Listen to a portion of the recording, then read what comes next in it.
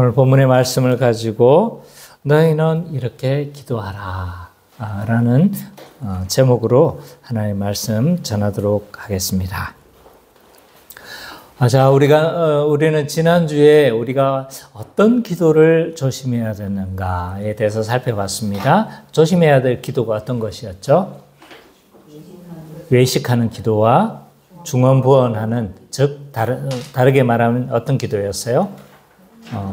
자기의 정욕대로 구하는 기도를 조심해야 된다라고 그렇게 우리가 기도에 주의해야 될 점에 대해서 우리가 좀 살펴봤습니다.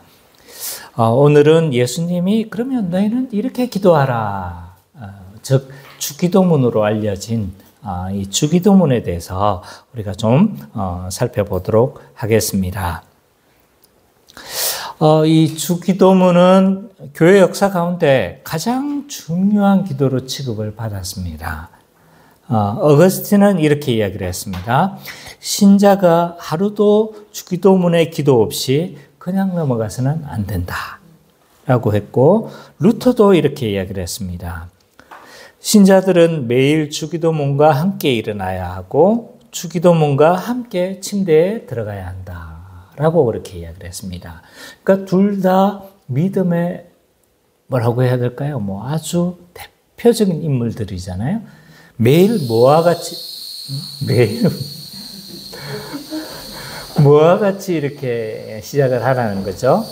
주기도문의 기도를 하라는 것이고, 주기도문적인 이런 기도를 해야 된다라고 그렇게 믿음의 사람들은, 우리의 믿음의 선배들은 그렇게 이야기를 했습니다. 단지 이제 믿음의 이런 선배들이 이렇게 말했던 것만 아니라 공적인 문서에서도 이 주기도문은 굉장히 중요하게 취급되어졌죠. 그래서 이 종교개혁 이후에 대부분의 신앙 고백서들은요, 뭐를 문답을 하고 있냐면 주기도문과 십계명, 사도신경을 문답을 내용으로 이루어져 있습니다. 이 문답서가 어떻게 형성이 되어졌냐면요, 종교개혁이 일어났잖아요. 종교개혁 시대에는 이런 문답서들을 작성할 정신이 없었어요. 왜 그랬을까요? 왜냐하면 삶과 죽음의 기로에 서 있었거든요.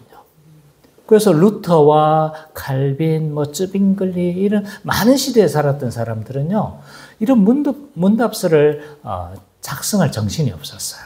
왜냐하면 천주교와 싸우기에 바빴고 믿음을 변증해내기에 너무 바빴기 때문에 사실은 이렇게 문답서라든지 신앙고백서들을 잘 작성을 못했죠.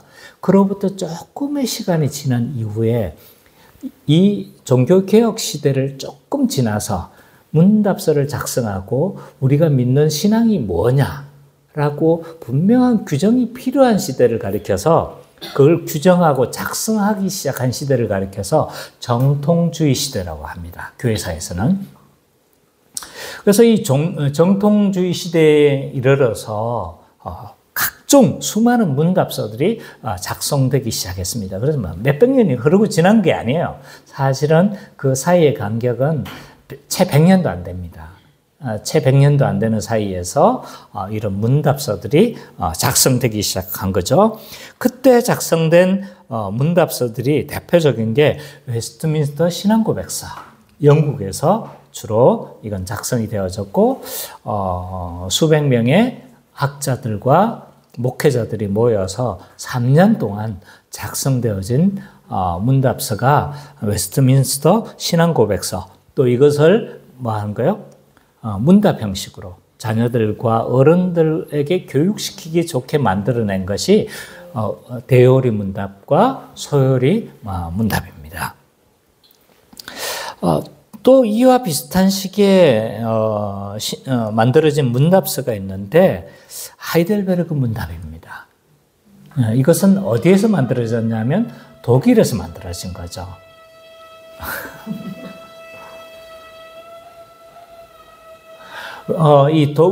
독일은 원래 루터파가 이렇게 개신교도 있고 또 천주교도 있고 같이 많이 공존을 했지만, 그러나 독일의 대부분의 개신교파는 루터파였습니다. 근데 왜 이 개혁주의, 그러니까 칼빈주의를 표방하는 이 문답서가 작성이 되었을까요? 왜? 독일에서?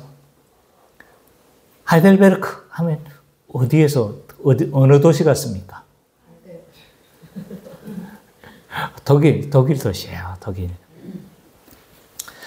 왜 독일에서 되어졌을까라고 했었을 때, 독일은 독특했어요. 하도 종교 전쟁을 많이 하다 보니까 그 주의 영주가 믿는 신앙이 다 뭐예요? 그 주가 다 믿는 종교가 돼버린 거죠. 그러니까 하이델베르크 주만 뭐 한 거예요? 개혁파였던 거예요. 그래서 다 루터파고 다 천주교였는데 자기 영주는 뭐 한 거예요? 개혁파. 그래서 개혁파의 신앙을 담은 문답서가 필요하다는 생각을 하게 되어진 거죠. 그래서 아마 이 주가 정확하게 무슨 주인지 정확하게 모르겠는데, 아마 작센주인지 제가 잘 모르겠습니다. 갑자기 생각이 안 나네요. 어쨌든 이 영주의 지시 하에서 만들어진 문답서가 하이델베르크 문답입니다. 그리고 또 하나가 이제 벨직 신앙고백서가 있어요. 벨기에 신앙고백서라고도 하고 벨직 신앙고백서라고도 합니다. 이건 주로 이제 네덜란드에서 주로 사용되어졌고, 또 그 외에 이제 개혁파를 담은 여러 가지 더 있습니다. 이 스위스 스위스에서 만들어진 문답서가 또 하나 더 있고요. 또 프랑스에서 만들어진 문답서도 있습니다. 위그노들이 사용했던 문답서들도 있고, 여러 가지 이제 개혁파의 문답서들이 있지만, 그러나 대표적인 것이 이 세 가지입니다. 근데 이런 신앙 고백서의 기본 구조를 보면요, 다 뭐로 이루어져 있냐면 사도신경, 십계명, 주기도문으로 이루어져 있는 거죠. 그래서 이 사도신경을 가리켜서 우리의 믿음이다. 믿음, 소망, 사랑. 고린도전서에 보면 믿음, 소망, 사랑 이 세 가지는 항상 있을진데 그 중에 제일은 사랑이다 이렇게 되어져 있잖아요. 어쨌든 이렇게 되어진 것처럼 믿음, 소망, 사랑으로 구성되어져 있죠. 믿음이 뭡니까? 뭐예요? 우리의 믿음에 요약해 놓은 게 사도신경인 거죠. 우리 맨날 신앙 고백하면서도 잘 모르죠, 그죠? 사도신경을 우리의 믿음이라고 하고, 우리의 소망이 뭘까요? 주기도문인 거죠. 그 다음에 우리의 사랑은요, 십계명. 이렇게 이루어져 있고, 그래서 우리의 선배들은 이 세 가지를 가리켜서 기독교의 3대 보물이다 라고 그렇게 칭했습니다. 근데 왜 주기도문이 우리의 소망이 될까요? 소망이라고 표현할 수 있는 걸까요?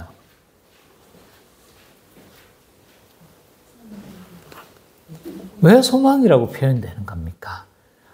십계명은 쉽게 이해가 돼요, 그죠? 그리고 사도신경도 쉽게 이해가 됩니다. 근데 주기도문이 왜 우리의 소망이 될까요? 자, 왜 이 주기도문이 우리의 소망이 되는지에 대해서 파악하려고 하면요, 이 주기도문이 어떤 배경하에서 주어지고 가르쳐졌는지에 대해서 살펴보면 우리가 우리의 소망이 된다는 것을 알 수가 있습니다. 성경에 보면 주기도문을 가르치는 곳이 두 군데가 있습니다. 오늘 본문이죠, 그죠?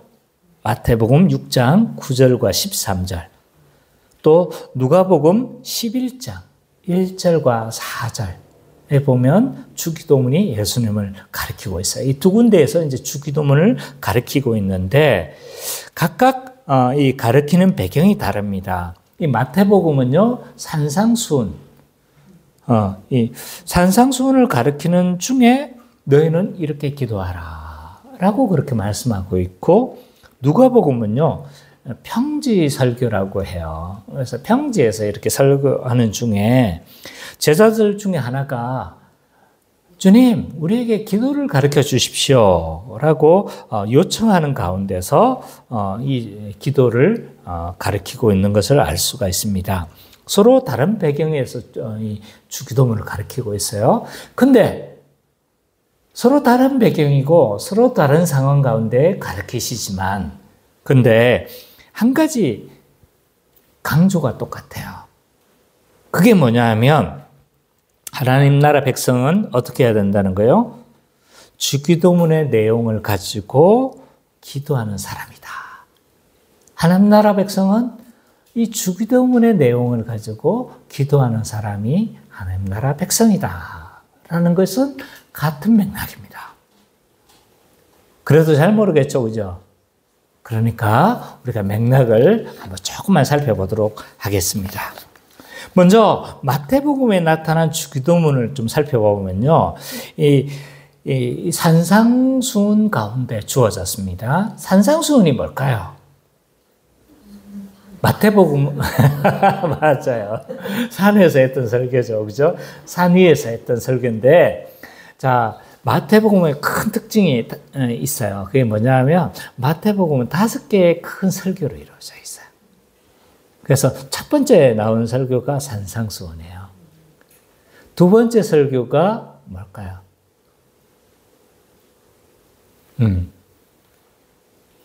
아마 제가 두 번째 설교, 그리고 이제 하나 또 기억나는 게 13장부터, 13장에 뭐가 있습니까? 천국 설교. 그 다음에 마태복음 24, 25장이 또 뭘로 되어 있습니까? 종말과 재림에 대해서 이야기되고 있죠. 그러니까 5개의 설교로 이루어져 있는 큰 덩어리로 이루어져 있다라고 생각하면 거의 좀 무리가 없습니다.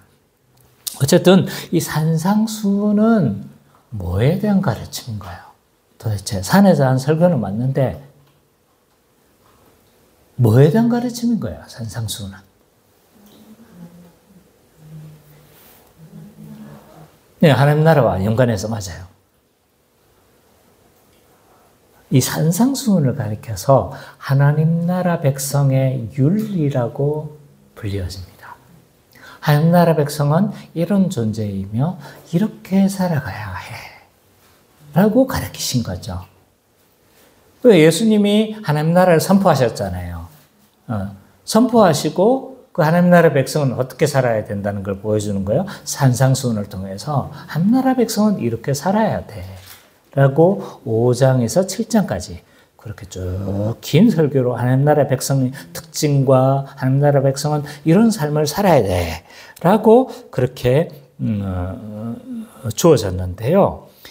이 주기도문은 그 중에서도 이 산상수훈 중에서도 중심을 차지합니다. 자, 한번 보세요. 자, 여기 보세요. 앞에 PPT를 보세요.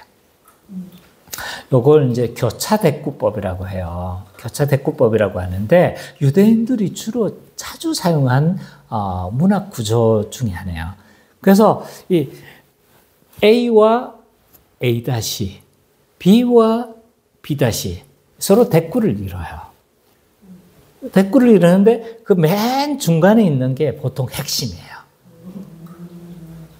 근데 보통 이제 뭐, 이 구조를 좀 바꾸기도 하고 그러는데, 어쨌든 그냥 참고로만 읽어주세요. 이런 교차대꾸법으로 살펴보았을 때, 이 주기도문은요, 중심을 차지합니다. 중심을 차지하고, 그래서, 이 하나님 나라 백성은 도대체 뭐 하는 사람이냐? 이렇게 살아가는데, 그러면 하나님 나라를 추구하면서 살아가는 자인데, 그 하나님 나라 백성은 이런 기도를 하며 살아가는 자야. 라는 것들을 말해주고 있는 거죠. 그래서 그 기도의 내용이 뭔지는 아직 이제 우리가 안 배웠으니까 잘 모릅니다. 그러나, 이런 기도를 하면서 살아가는 자가 하나님 나라 백성이다라는 걸 보여주고 있죠. 그래서 하나님 나라 백성이라면 어떤 정체성을 가져야 된다는 거예요? 이런 주기도문의 정체성을 가져야 된다는 거예요. 주기도문의 기도를 하면서 살아가는 거예요. 기도하면서 아무런 상관없이 나하고는 상관없어요. 근데 하라고 했으니까 하는 거예요. 이렇게 하면 됩니까? 안 됩니까? 내가 기도했던 걸 뭐 하며 살아가는 거예요? 신자는 열망하며 추구하며 그렇게 살아가는 자인 거잖아요. 그죠? 그래서 주기도문의 정체성을 가지고 그렇게 살아가는 자가 신자다라는 것을 알 수가 있어요. 이건 닫아주시고요. 자, 그러면 누가복음에 나타난 주기도문을 우리가 좀 어떤 맥락에서 주어졌나 살펴보면 어떤 맥락이었습니까? 제자 중에 한 명이 요청을 하죠. 그 요청이 뭐였습니까? 주님, 우리에게도 요한의 제자들에게 했던 것처럼 우리에게도 뭘 가르쳐 달라고 합니까? 기도를 가르쳐 주옵소서라고 그렇게 요청을 합니다. 왜 제자들은 기도를 가르쳐 달라고 요청을 했을까요? 예준아, 왜 가르쳐 달라고 했을까? 왜 가르쳐 달라고 한 거예요? 기도를 할 줄 몰랐을까요? 예, 우리는 이 기도의 내용들을 제자들이 기도하는 방법을 몰라서 기도의 방법을 가르쳐 달라는 것으로 오해를 하곤 합니다. 근데 생각해 보셔야 돼요. 왜냐하면 유대인들은 하루 세 번, 어제도 살펴봤잖아요. 그죠? 3번 시간에 따라서 기도하던 사람이에요. 기도를 어떻게 해야 되는지를 모르는 사람들이 아니었어요. 그럼 왜 제자들은 이 기도를 가르쳐 달라고 했었을까라고 했었을 때 제자들이 한 이 요청은요, 기도의 방법이 아니라 뭐다? 어떤 내용을 가지고 우리가 기도해야 합니까?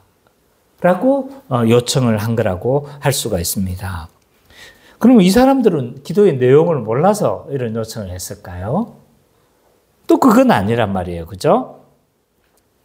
당시 유대인들은 자신들의 사상을 담고 자신들의 모임의 정체성을 담은 기도문을 공유를 했습니다. 특히 유대교의 정신을 담은 기도문이 2가지가 있어요. 지난번에 제가 그걸 바로 생각이 안 나서 말을 못했는데 2가지 기도 제목, 대표적인 유대인들의 기도문이 있는데 카디시와 18기도문이 있어요. 18가지 기도문을 담았다고 18기도문입니다. 거기에 보면 막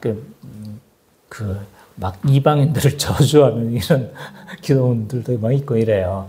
어쨌든 이런 유대교의 정체성을 담은 기도문들이 있는 거죠. 당시 요한의 기도문이 있었다고 이야기를 하죠. 요한이 제자들에게 기도를 가르쳐 준 것처럼 우리에게도 기도를 가르쳐 주옵소서라고 했잖아요. 그러면 요한 공동체에도 뭐가 있었다는 거예요? 자신들의 정체성을 담은 기도문이 있었다는 걸 알 수가 있는 거죠. 근데 그거는 아쉽게도 전달되고 있지 않습니다. 자, 그러면 예수님이 제자들이 예수님에게 기도를 가르쳐 달라고 했던 건 뭐냐라고 했을 때 하나님 나라가 왔다면 예수님 하나님 나라가 왔다고 했지 않습니까? 하나님 나라가 왔다라면 어떤 정신을 가지고 우리는 기도를 해야 합니까? 우리 예수 공동체는 신자의 공동체는 하나님 나라의 공동체는 어떤 정체성을 가지고 기도해야 합니까? 라는 이 질문이에요. 따라서 마태복음과 이 누가복음에 나타나는 주기도문은 상황과 배경이 좀 다릅니다. 그러함에도 불구하고 동일한 내용을 담고 있는 것을 알 수가 있습니다. 그건 뭐냐 하면 하나님 나라 백성은 어떤 내용을 가지고 기도해야 된다는 거예요? 주기도문의 내용을 가지고 기도하는 자가 하나님 나라 백성이다 라는 것을 알 수가 있습니다. 그래서 이 주기도문은요, 우리의 소망이라고 할 수 있는 거예요. 이런 소망을 가지고 이런 염원을 가지고 뭐 하는 겁니까? 기도하고 열망하고 항상 이런 주기도문적 기도를 해야 되는 거죠. 그래서 이 주기도문을 우리는 이제 보통 예배 시간 중에 언제 합니까? 마칠 때예요. 우리도 가끔씩 하죠, 그죠? 왜 이 마칠 때 합니까? 모임을 패하고 돌아가는 그 시간에 우리가 뭘 추구하며 살겠다는 거예요? 하나님 나라를 추구하고 하나님 나라를 위해서 기도하며 살아가겠다라고 다짐하면서 하는 기도가 주기도문입니다. 그러니까 마지막 그냥 형식적으로 주기도문을 마지막에 한 게 아니에요. 다 이유가 있었어요. 근데 이런 예전적 의미를 모르고 하니까 그냥 뭐가 돼버린 겁니까? 그냥 주문 비슷하게 되어져 버린 거예요. 이런 예전적 의미가 있었음에도 불구하고 잘 가르쳐지지 않았던 거죠. 자, 그러면 우리는 이 하나님 나라 백성은 주기도문을 가지고 기도하는 자인데 그럼 주기도문의 내용은 무엇일까에 대해서 한번 살펴보는 게 중요하겠죠. 그죠? 네. 자, 주기도문은요, 이렇게 시작합니다. 하늘에 계신 우리 아버지여로 시작을 하죠. 이 주기도문은 이렇게 돼 있죠. 하늘에 계신 우리 아버지라고 이렇게 단순히 번역되어 있지만 실제로 헬라어 원문을 보면요, 영어도 조금 이렇게 그 순서를 좀 따라요. 뭐냐면 아버지 이렇게 되어 있습니다. 아버지를 먼저 불러요. 그래서 실제는 여기 헬라어의 의미는 아버지라는 의미보다는 이렇게 경어를 사용했던 이런 의미라기보다는 파테를 해가지고 뭐냐면 아빠라고 부르라고 돼 있어요. 아빠. 그래서 성도는 하나님을 뭐라 부르는 존재가 된 거예요? 아빠라고, 아빠, 아버지라고 부르는 그런 존재가 되어졌다는 것을 알 수가 있습니다. 이 아빠로, 하나님을 우리 아빠로 부른다는 것, 아버지로 부른다는 건 뭘 의미하는 거예요? 첫째적인 의미는 뭐였어요? 우리가 하나님의 아들이라는 건 뭐예요? 상속자라는 개념이 크죠? 그죠? 근데 또 다른 의미가 또 있다고 했어요. 그게 뭐였어요? 하나님과 우리 사이에 어떤 관계? 특별한 관계가 형성되어졌음을 의미하는 것이기도 하다고 그렇게 이야기를 했습니다. 그렇기 때문에 우리가 하나님을 아빠라고 하면서 기도한다는 건 어떤 것처럼 어떻게 기도하라는 거예요? 아들이 아버지에게 구하는 것처럼 친밀하게 그렇게 구하는 것처럼 뭐 하라고 한 거예요? 그렇게 친밀한 관계로 그렇게 구하는 그런 관계가 되어졌다는 것들을 또 보여주는 거예요. 그리고 친밀하게 우리는 또 할 수 있는 거죠. 근데 그분이 하늘에 계신 나의 아빠 이렇게 안 하고 하늘에 계신 우리의 아버지라고 하고 있어요. 왜 우리 아버지라고 했을까요? 주기도문은요, 내 아버지가 아닌 우리의 아버지로 기도하고 있습니다. 이 말은 개인주의 신앙을 배격합니다. 주기도문의 기도는요. 무슨 기도라는 거예요? 공동체의 기도라는 거예요. 공동체의 기도. 그래서 하나인 교회가 하나님 나라의 의를 누가 공동체적으로 강구하는 것이 주기도문이다 라고 말을 할 수가 있습니다. 근데 그 아버지가 어디에 계십니까? 하늘에 계시는 거죠. 하늘에 계신다라고 이렇게 묘사되어져 있습니다. 그러면 하나님은 하늘에 계세요? 저쪽에 구름 위에 계신가요? 하늘에 계신다는 건 뭘 의미하는 걸까요? 그만 계시는 것도 아니죠. 여기 편지하고 계시죠. 그죠? 근데 왜 하늘에 계시다고 굳이 표현을 할까요?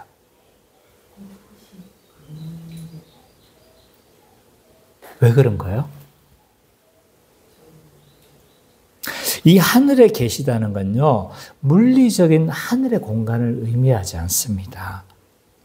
하나님은요, 피조물을 뭐 하시다는 거예요? 초월에 계시는, 초월자 되신 하나님을 나타낼 때 하늘에 계신다라고 그렇게 주로 표현을 합니다. 그래서 하나님과 인간과 구별되어져서 절대적 주권과 절대적 권세를 가지신 능력이 많으신 창조주의 하나님이시고 전 우주의 주권자가 되신다는 것들을 강조하기 위해서 하늘에 계신다라고 그렇게 표현을 하고 있습니다. 그래서 하늘에 계신 우리 아버지라고 이렇게 했던 이 간략한 이 한마디 안에서는 굉장히 많은 의미를 포함하고 있죠. 그래서 친밀감을 가지고 우리가 기도도 해야 되겠지만 또한 경외감을 가지고 우리 하나님께 그 모든 주권자가 되시는 그 하나님을 믿고 어떻게 하는 거예요? 기도하라는 것으로 우리는 이해할 수가 있습니다. 그래서 아버지를 부르는 이 호칭 안에서도 굉장히 많은 것들을 우리는 생각해 볼 수가 있습니다. 그러면 구체적으로 구하는 것이 뭡니까?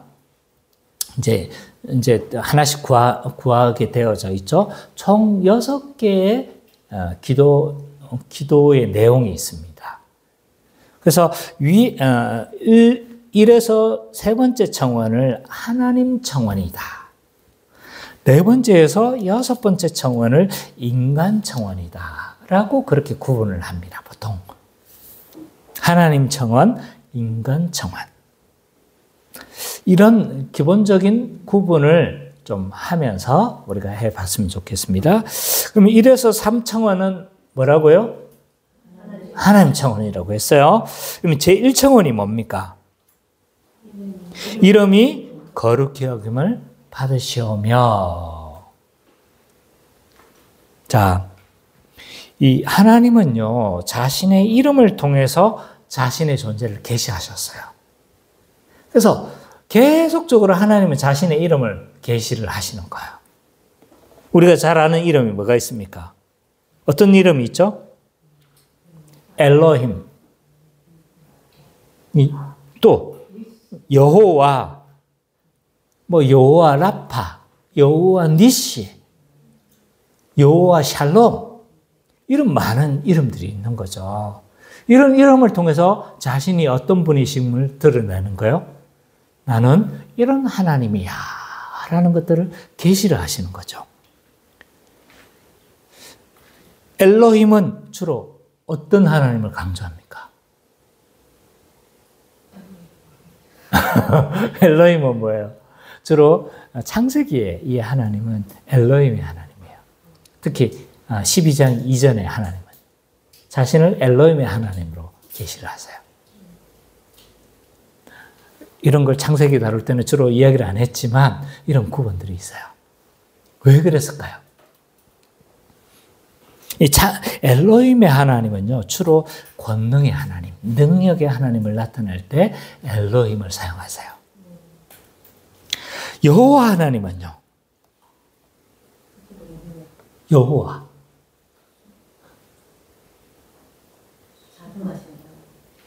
자존하신 하나님이기도 하지만 주로 이 여호와 하나님은요, 불변성의 하나님을 나타낼 때 주로 사용하십니다. 그래서 나는 여호와라, 여호와라 했었을 때 주로 뭐와 연관이 되어지냐면 언약과 연관되어지는 거예요. 이 언약에 뭐 하신다는 거예요? 신실하시다는 거예요. 나는 불변하다는 거예요. 나는 여호와라 그러면서 덧붙이는 거 뭐예요? 이삭의 하나님, 아브라함의 하나님, 야곱의 하나님이라고 이렇게 언급하는 이유는 뭔가요? 불변하는 하나님을 강조해요. 언약에 신실하신 하나님이심을 드러낼 때 주로 이 여호와 하나님을 사용하시는 거예요. 엘샤다이, 전능하신 하나님, 또 평강의 하나님, 이런 여러 가지 이름들을 통해서 자신이 어떤 분이심을 드러내시죠. 그죠? 가장 선명하게 자신을 드러내게 하시는 분이 누구냐면 예수님이세요. 예수님을 통해서 그분이 어떤 분이심을 드러내고 있어요. 골로새서에서 이거 정말 잘 나오고 있습니다. 이번에 골로새 수련회, 골로새서 할 때 많이 참석했으면 좋겠어요. 그래서 이 골로새서에서는 탁월한 기독론을 주로 강조하고 있는데 이 그리스도는 여호와를 하나님을 담지하시는 하나님으로 많이 표현되어져 있습니다. 어쨌든 이 자신의 이름을 통해서 자신의 성품, 자신이 어떤 존재이시고 자신이 어떤 사역을 하신다는 걸 계시를 하시는 거죠. 따라서 하나님의 이름은요, 단순한 이름이 아닌 거예요. 뭘 하시는 거예요? 자신의 존재 자체다라고 말을 할 수 있습니다. 그래서 우리 이런 거 있잖아요. 한번 보세요. 예를 들어서 은찬이가 친구들이 아버지 이름을 아는데 아버지 이름을 가지고 장난을 치면 어떻게 되는 겁니까? 은찬이는 어떻게, 아빠 이름 가지고 막 조롱을 해. 아빠 이름을 가지고 막 이렇게 하면 어떻게 됩니까? 못 참는 거죠, 그죠? 속된 말로 개빡치는 거예요. 그래서 막 이름 가지고 했는데 왜 그런 거예요? 이름은 그 사람의 존재 자체를 나타내는 것이기도 합니다. 그렇기 때문에 하나님은 자신의 이름이 더럽혀지거나 망령되이 여기는 것을 용납하시지 않는 거죠. 그래서 십계명에서 뭐라고 말씀하고 있습니까? 내 이름을 망령되이 일컫지 말라. 그렇게 요구하신 이유도 거기에 있습니다. 그래서 이름을 거룩히 여김을 받으시옵소서라고 간구하는 건 어떤 의미라는 거야? 이런 배경하에서 볼 때. 하나님의 이름이라는 건 하나님의 존재 자체가 반영되어졌기 때문에 오직 누구의 영광만? 하나님의 영광만 나타나고 하나님의 영광만 드러나고 하나님 뜻만 이루어지기를 뭐 하는 거예요? 간구하는 기도라고 할 수가 있습니다. 그 다음 청원이 뭐예요? 나라가 임하시오며. 우리가 배웠던 것처럼 하나님의 나라는 성경 전체를 관통한다고 했죠. 그죠? 맞죠? 맞습니까? 어디에 하나님 나라는, 어디서부터 하나님 나라는 드러납니까? 그렇죠. 창세기 1장에서 이 창조는 하나님 나라의 창조죠. 그죠? 타락은요? 하나님 나라의 상실이죠. 그죠? 유보 중단되어지는 거잖아요. 그러면 언약을 통해서 회복하시는 건 도대체 뭔가요? 하나님 나라. 언약을 통해서 예수 그리스도를 예언하고 드러나고 예언하고 있지만, 그러나 그 예수님을 통해서 뭘 가져오시겠다는 약속인가요? 하나님 나라를 가져오시겠다는 약속 아닙니까? 성경 전체를 관통하는 것이 하나님 나라예요. 그렇기 때문에 예수님이 이미 오셨습니까? 안 오셨습니까? 오셨잖아요. 그러니까 하나님 나라가 어떻게 된 겁니까? 이미 온 거예요. 이미 왔기 때문에 나라가 임하시오며 라고 기도하는 건 안 왔기 때문에 그럼 기도하는 걸까요? 뭘까요? 하나님 나라가 임하시오며, 이건 뭘 간구하는 거예요? 하나님 나라의 복을 더욱 뭘 하기를 원하는 거예요? 충만하게 이 땅에서 누리기를 간구하는 기도인 거죠. 하나님 나라가 이 교회를 통해서 더더욱 누려지기를 간구하는 기도다라고 말을 할 수 있습니다. 그리고 이걸 교회적으로 보면요, 교회가 하나님의 다스림에 뭐 하겠다는 거예요? 순종하겠다는 이런 서약이기도 하다. 그리고 마지막으로는요, 하나님 나라가 재림을 통해서 완성되어지기를 간구하는 것이기도 하다. 그래서 이 땅에서 하나님 나라를 더욱 많이 누려지고 우리는 그 다스림에 뭐 하겠다는 거예요? 순종하겠다는 서약이고 그리고 궁극적으로 이 하나님 나라가 재림을 통해서 완성되기를 간구하는 기도다. 라고 그렇게 말을 할 수가 있습니다. 마지막 하나님 청원 3청원에서는 뭐예요? 뜻이 하늘에서 이루어진 것 같이 땅에서도 임하시오며 라고 그렇게 되어져 있습니다. 자, 하늘은 어떤 곳입니까? 이것도 상징적이라는 걸 알 수 있겠죠? 하나님의 뜻이 온전히 실현되어지는 곳을 하늘로 상징할 수가 있어요. 그래서 요한계시록에 보면요. 하늘과 땅이 어떻게 합니까? 합쳐져요. 하늘이 땅으로 내려와요. 21장입니까? 22장입니까? 22장에 그게 이제 나오거든요.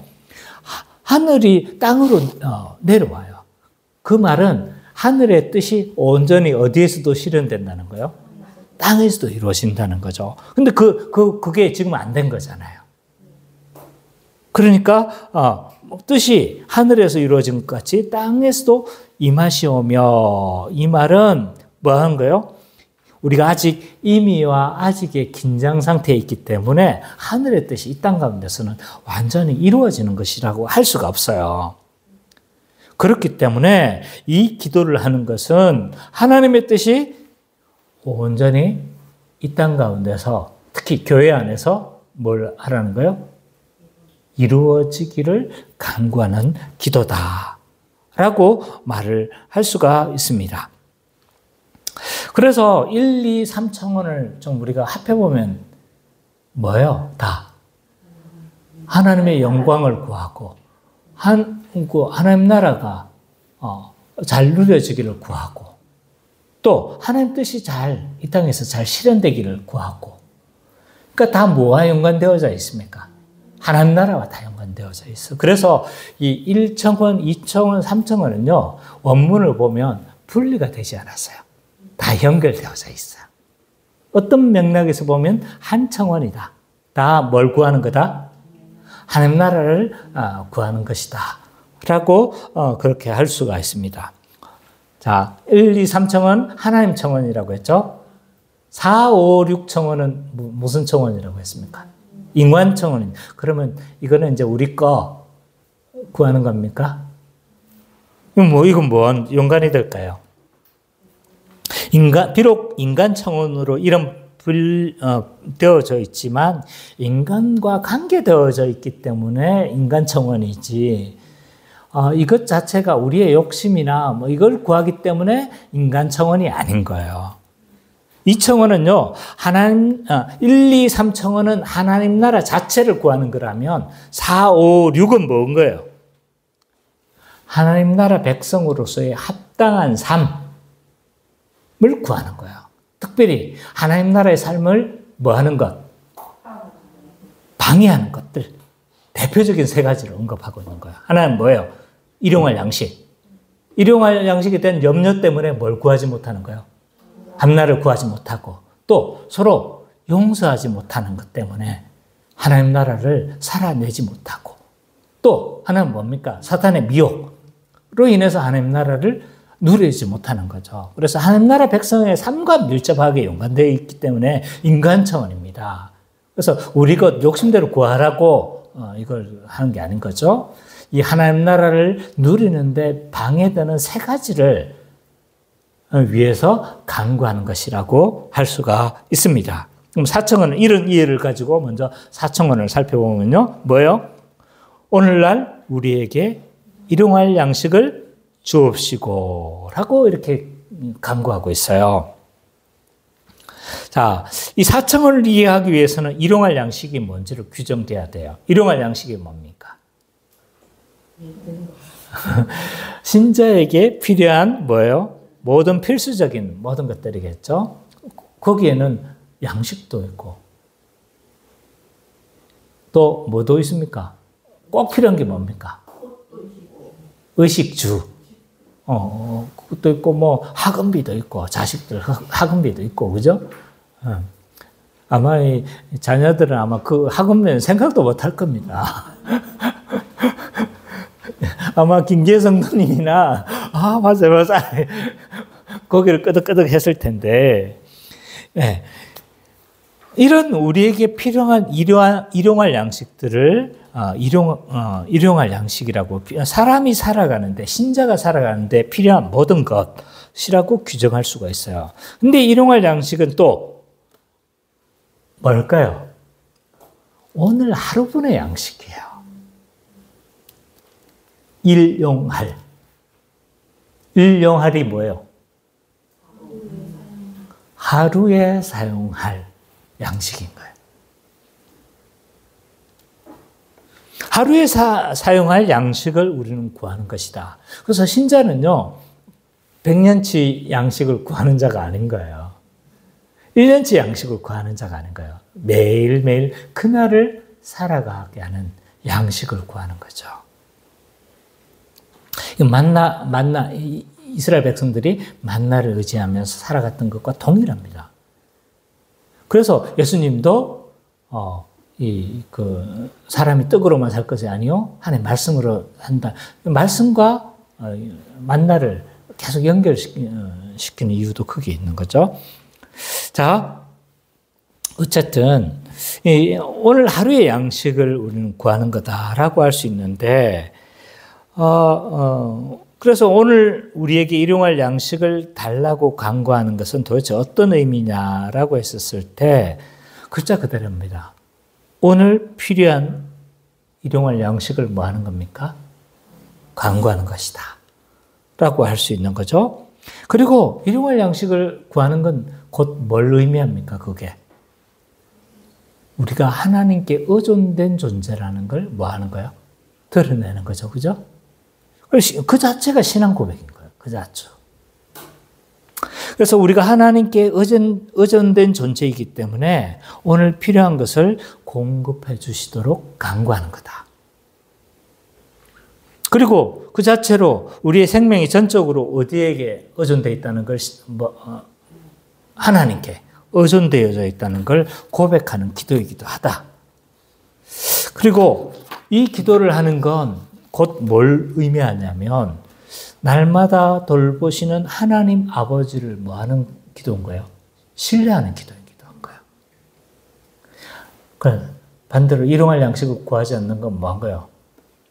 내가 자존하면서 스스로 양식 구하면서 살아가겠다는 거고, 또 돌보시는 하나님을 나는 못 믿겠어요. 내 힘을 저는 믿습니다. 라는 것이기도 하고, 나는 하나님께 의존되어져 있지 않습니다. 라는 것이기도 한 거예요. 그러니까 오늘 일용할 양식을 구하는 게 얼마나 중요한지 모릅니다. 그냥 주어지는 것처럼 보이지만 하나님께서 은혜 베푸시니까 그냥 주어지는 것으로 여겨지지만 우리가 매일매일 일용할 양식을 구하는 게 굉장히 중요합니다.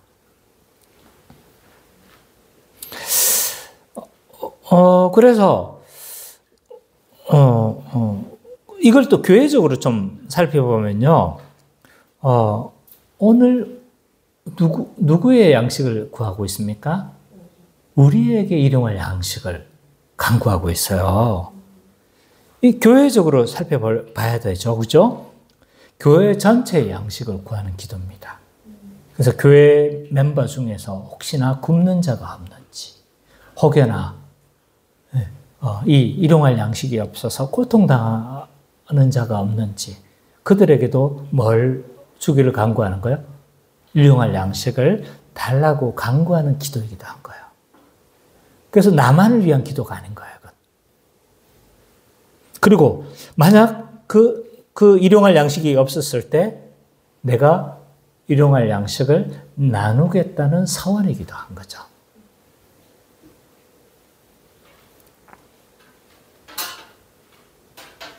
그래서 한마디로 말해서 일용할 양식을 교회적으로 살펴본다면 교회 전체의 양식을 간구하는 거다라고도 할 수가 있습니다.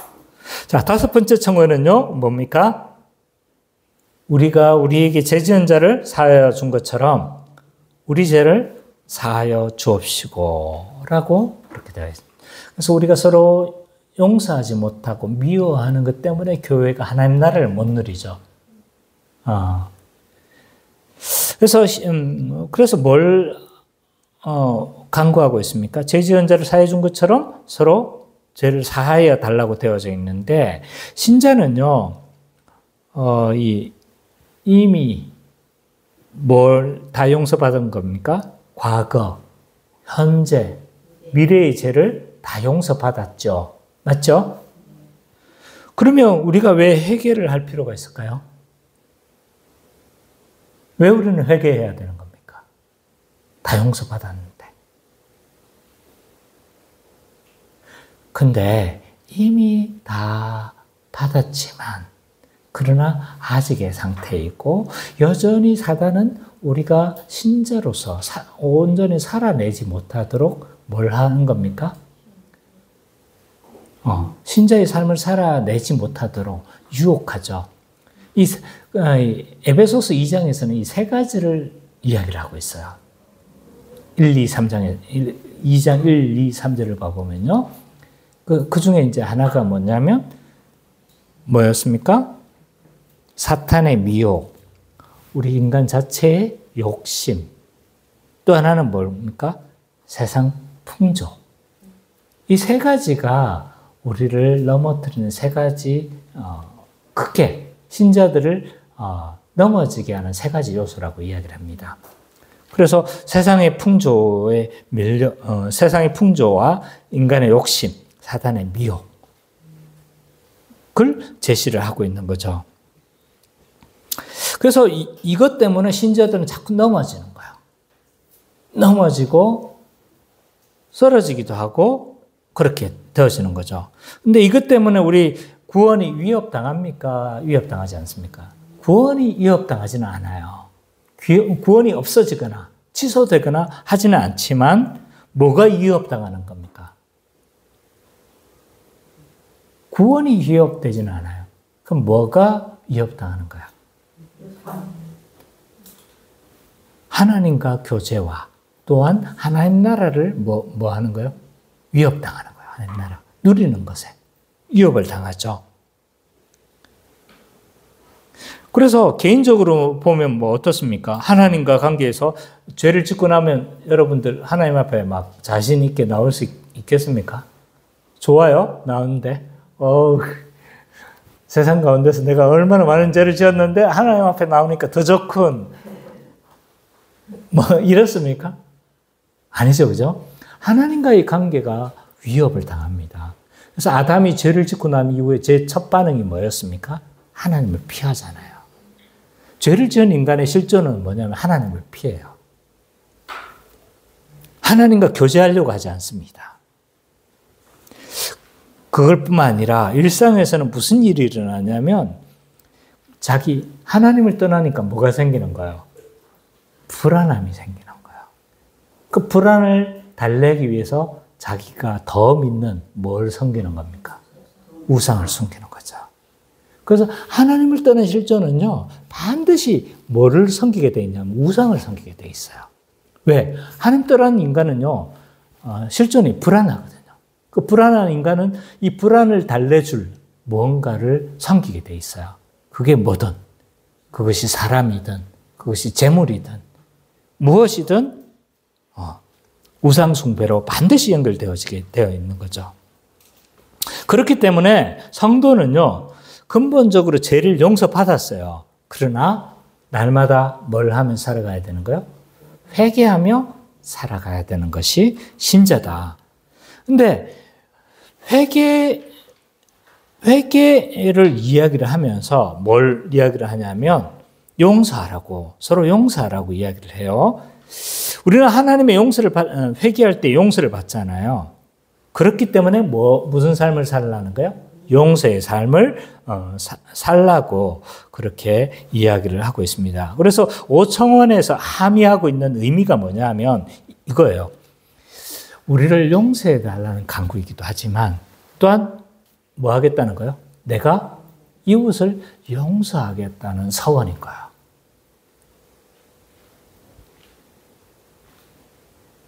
마지막 6청은 우리를 시험에 들게 하지 마시옵고 다만 악에서 구하옵소서라고 그렇게 간구하죠.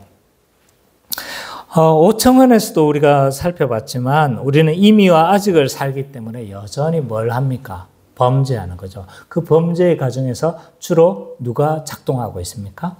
사탄이 작동해요. 자, 아까 세 가지를 이야기를 했잖아요. 세상 풍조를 사탄은 뭘 하는 겁니까? 쫓아 살도록 막 세상 풍조를 만드는 거예요. 근데 또 하나, 육체의 욕심은 누가 자극합니까?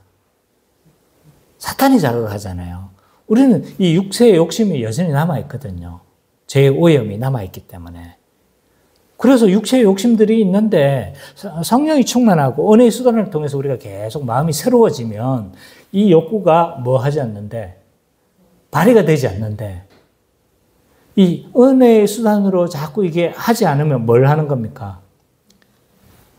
이 육체의 욕심을 따라 살려고 자꾸 하는 그게 있는 거예요. 자꾸 마치 이거와 같은 거야. 뭐라고 해야 될까요?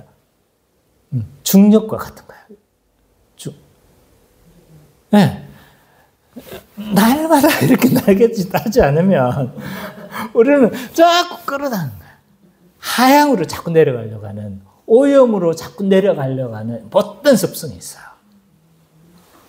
그렇기 때문에 날마다 뭘로? 은혜의 수단을 통해서 우리의 마음이 새롭게 되어져야 돼요. 말씀을 들을 때 믿음이 생겨나잖아요. 그렇죠? 그래서 은혜의 수단들을 통해서 날마다 우리는 새롭게 하는 것이 필요하다. 그래서 이런 신자가 이 6청원을 한다는 건 뭐냐 하면 이 시험과 유혹이 없을 수는 없어요. 없을 수는 없지만 뭐 하지 말라는 거예요? 사단의 괴계에 걸려 넘어지지 않게 해달라는 거예요. 사단의 괴계에 걸려 넘어지지 않도록 기도하는 것이고, 혹시 시험이 들었다 할지라도 뭘 하지 말라? 시험에 죄를 짓지 않게 해달라고 하는 기도이기도 합니다. 그리고 죄와 단호히 맞서 싸우겠다는 서원이기도 하고,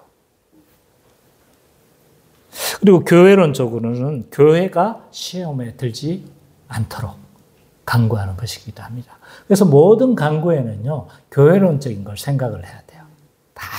그래서 이 기도 자체가 뭘 담고 있는 겁니까? 우리가 하는 기도잖아요. 그죠? 교회론적 의미를 늘 생각을 해야 합니다. 자, 그렇다면 이 주기도문의 내용을 6가지를 우리가 좀 살펴봤습니다. 이 삶을 우리가 어떻게 적용할 수 있을까? 간단하게만 제가 몇 가지를 이야기하겠습니다. 첫 번째로 이 주기도문을 통해서 신자의 일상은 날마다 하나님 나라를 뭐하며 살아야 된다는 걸 보여주는 거예요. 하나님 나라를 간구하며 살아야 된다는 것을 보여주고 있습니다. 주기도문의 간구 내용은요, 다 하나님 나라를 구하는 거예요. 1, 2, 3청원이 뭐예요? 하나님 나라 자체를 구하는 거잖아요. 4, 5, 6은요. 하나님 나라를 살아가는 데 있어서 걸림돌이 되어지는 것에 대해서 간구한 거예요. 그러니까 다 하나님 나라를 구하는 것으로 요약할 수가 있어요. 이 주기도문을 예수님께서 요약해 주셨죠. 산상수훈에서. 그게 뭐예요? 먼저 그 나라와 의를 구하라. 그 나라와 그 일을 그리하면 이 모든 것을 뭐 하시겠다는 거예요? 더 하시겠다는 거예요. 나머지 세 청원들도 다 하시겠다라고 그렇게 이야기를 하고 있는 거죠. 그래서 신자는요, 날마다 주기도문을 간구하고 주기도문의 내용을 소망하면서 살아가는 자가 신자다라고 그렇게 말을 할 수가 있죠. 그래서 하나님 나라는 하나님 나라 백성이기 때문에 우리 신자는 하나님 나라 백성이잖아요. 그러니까 어떻게 해요? 하나님 나라를 추구하고 하나님 나라를 소망하며 하나님 나라를 간구하며 그렇게 살아가는 자가 신자다. 근데 우리의 주된 관심사는 뭘까요? 무엇을 입을까? 무엇을 마실까? 무엇을 먹을까에 대한 염려예요. 그게 그래서 6장 후반부에 나와 있죠. 한번 보세요. 6장 24절, 26절. 바로 그 뒤에 있죠. 우리 선미자매가 한번 좀 읽어주실래요?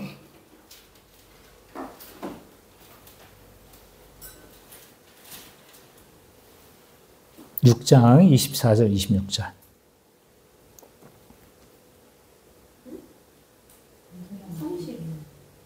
24절에서 26절. 한 사람이 두 주인 섬기지 못할 것은 헛기를 이용하고 저를 사랑하거나 헛기를 중히 여기고 저를 경외하니라. 너희는 하나님과 재물을 전하여 섬기시는 삶입니다. 그러므로 네가 너희에게 이르노니 목숨을 위하여 무엇을 먹을까 무엇을 마실까 몸을 위하여 무엇을 입을까 염려하지 말라. 목숨은 식보다 정하지 아니하며 몸이 육보다 정하지 아니하며 곤충의 새를 보라. 심지가 않고 걷지도 않고 그걸 노하기 비싸 아니하되 너희 하나님 아버지께서 기르시나니 너희는 이것들보다 귀하지 아니하냐. 하나님 나라 백성, 근데 이제 예수님 우리의 실존을 잘 아시는 거죠. 우리가 늘 뭐에 빠져 있다는 걸 잘 아시는 거예요. 무엇을 먹을까? 무엇을 입을까? 무엇을 마실까에 대한 염려로 가득 차 있다는 걸 아는 거예요. 근데 예수님은 뭐라고 말씀하시는 거예요? 이 세 가지, 이런 염려에서 우리가 벗어나지 못하면 뭘 구하지 못한다는 거예요? 한 나라를 구하는 것을, 구하면서 살아가는 것은 요원하다는 걸 말해주고 있는 거예요. 그래서 지금 여기서 이 말씀하시는 거의 핵심은 뭐냐면 다 하나님이 아시니까 기도하지 마. 이걸까요? 다 알아. 그러니까 기도하지 마. 뭐가 방점에 있는 거예요?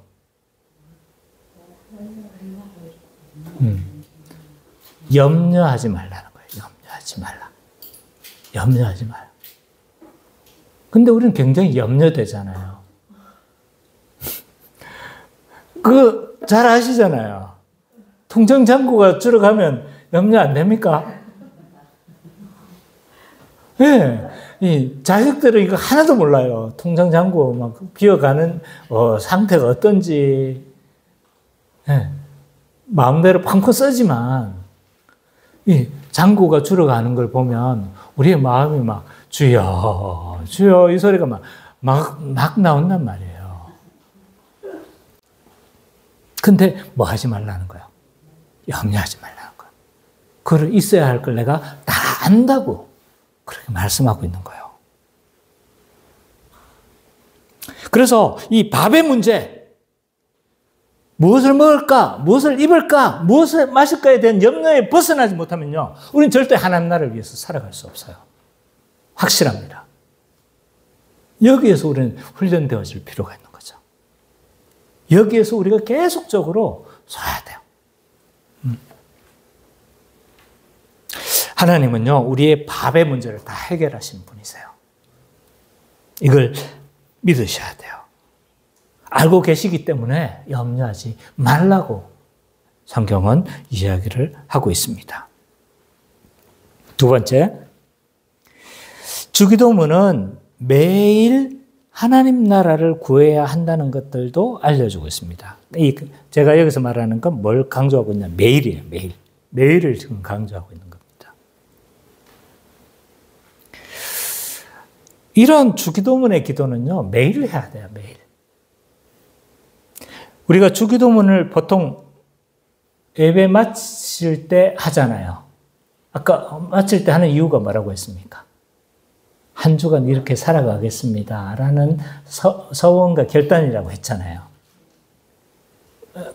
근데 그건요, 한 주로서는 부족합니다. 매일매일 우리의 삶에서 이루어져야 돼요. 그래서 루터는 뭐라고 이야기를 했습니까? 주기도문과 함께 일어나고 주기도문과 함께 뭐 하라? 잠들어야 된다. 또 어거스틴도 동일한 이야기를 했죠. 매일 이것이 이루어져야 된다고 이야기를 했죠. 그죠? 다 이유가 있는 겁니다. 오늘 본문에서도 뭐예요? 오늘 우리에게 일용할 양식을 달라고 간구하잖아요. 그러니까 이 주기도문의 기도 자체가 어떤 요구예요? 일주일에 한 번씩 해야 되는 기도가 아니고 뭘 해야 되는 기도인가요? 매일 해야 되는 이런 기도입니다. 그래서 루터가 한 말은요, 그냥 이거 중요해 이런 말이 아니고 매일매일 이 주기도문의 기도가 우리의 삶에서 이루어져야 된다는 걸 강조하고 있는 거예요. 주기도문적 기도를 해야 된다는 거예요. 그럼 우리는 주기도문적 기도를 한다는 게 뭡니까 도대체? 매일 그냥 주문처럼 남매 어른기고 남매 어른기고 하는 것처럼 주기도문 해야 되는 겁니까? 뭐예요? 주기도문 주문처럼 이렇게 외워서 하라는 기도가 아니고 그렇게 하라는 것이 아니라 그 내용과 의미를 알고 뭐 하라는 거예요? 그런 내용을 가지고 확장해서 우리가 기도해야 되는 거죠. 그래서 기도할 때는 먼저 주기도문을 생각하셔야 돼요. 이거는 이런 의미라고 했지. 그럼 그것과 관련되는 기도를 쭉 하는 거죠. 하늘에 계신 우리 아버지. 주의 영광을 구하는 기도를 하는 거죠. 주의 영광을 구하는 기도를 하고 두 번째가 뭐였습니까? 하나님 뜻이 이 땅에서 이루어지도록 위해서 간구하는 겁니다. 더 누려지도록 위해서 간구하는 건데 특별히 교회를 위해서 많이 기도해야 되겠죠. 그죠? 말씀을 전하는 목사가 말씀을 잘 전달할 수 있도록 충분한 머리가 반짝반짝해지도록 기도하셔야 돼요. 아시겠습니까? 잘 전달할 수 있도록. 그래서 이걸 확장해서 뭐 하라는 거야? 기도하라는 거야. 그래서 주기도문적 기도를 한다는 건 주기도문을 계속 주문처럼 반복하라는 말이 아니고 이것을 생각하면서 하나씩 적용시키면서 간구하는 것을 의미할 수가 있습니다.